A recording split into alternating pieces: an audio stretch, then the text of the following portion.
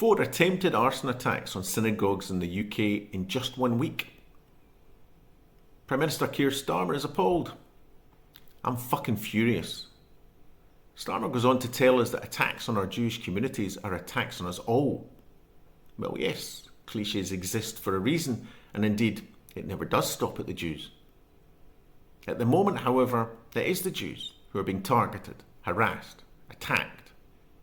It is the Jews that are under a clear and present danger. And if you think I'm being overly dramatic, perhaps you've forgotten that 2 Jews were murdered outside their synagogue in Manchester just a little over 6 months ago. Jews are the only minority in the UK whose synagogues, schools, community centres and events require private security, barbed wire fences, security gates, guards and even armed police. How is that normal? How is that acceptable? How has Jew hatred been so normalised? Appalled, shocked, concerned, determined to stand with the Jewish community. We hear the same shit and see the same performance every time Jews are attacked.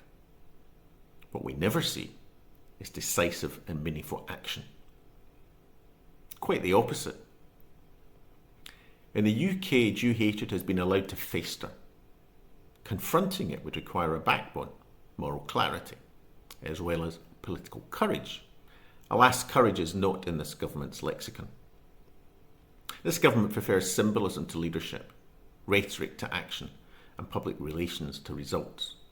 It pays nothing more than lip service to anti-Semitism and acts surprised when it grows and becomes increasingly brazen. For 2.5 years, Britain has tolerated protests and marches steeped in anti-Semitism, dressed up as anti-Zionism, and masquerading as justice and human rights. Genocidal chants called to globalise the Intifada and for the destruction of the Jewish state.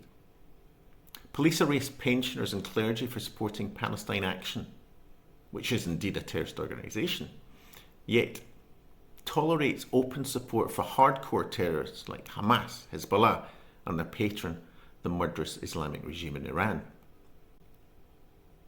Too many politicians have calculated that confronting Muslim anti-Semitism risks votes, confronting progressive anti-Semitism risks social status, and confronting street extremism risks disorder. It's easier to condemn synagogue attacks, feign concern and promise action than actually take robust measures and decisive action. It's easier to praise Jewish community resilience than admit state impotence. But once such blatant acts of hatred towards a minority are normalised, escalation is inevitable. That Jews need protection is now a given, so attacks become easier to absorb. When threats and intimidation carry little cost, violence is going to be more likely. When authority signals hesitation, the haters hear permission. And the 4 synagogues are only the tip of the iceberg, but they're no mystery. They didn't come out of the blue.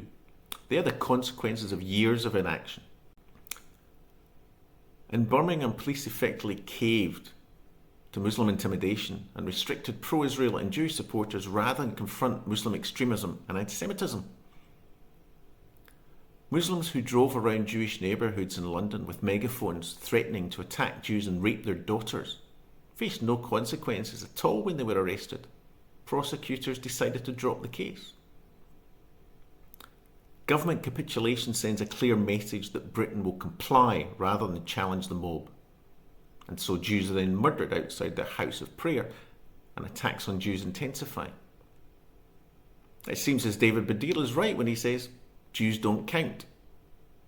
Seriously, imagine cars driving around neighbourhoods threatening to attack black people or Muslims and rape their daughters. The Jewish community is a tiny minority making up only 0.4% of the country. Yet attacks against Jews made up 40% of all racist attacks in 2024, and things are only getting worse. No other minority would put up with this shit. No other minority would be hung out to dry in this manner. Keir Starmer shouldn't be appalled. He should be ashamed.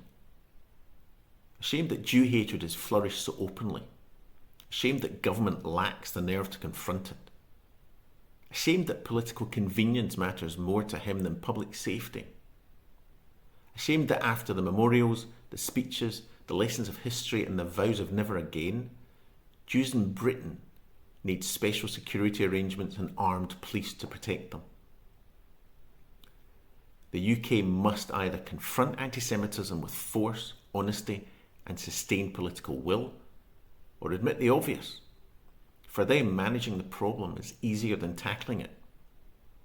Thus, the Jewish community will continue to pay the price, and Jews will increasingly consider their options. And ultimately, the UK as a whole will pay an even greater price.